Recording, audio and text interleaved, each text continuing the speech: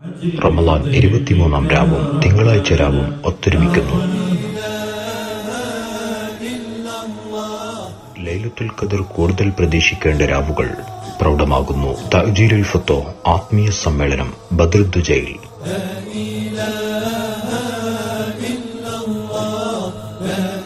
നീറുന്ന ഹൃദയങ്ങൾക്ക് ആശ്വാസമേകിയ ആത്മീയ മജ്ലിസ്.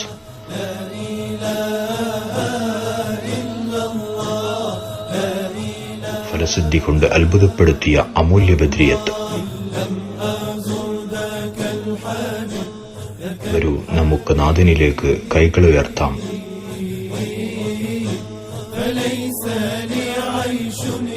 സ്വരത്തിൽ ബദ്രിയത്തിൽ ലയിക്കാം. دمع من عيني صابر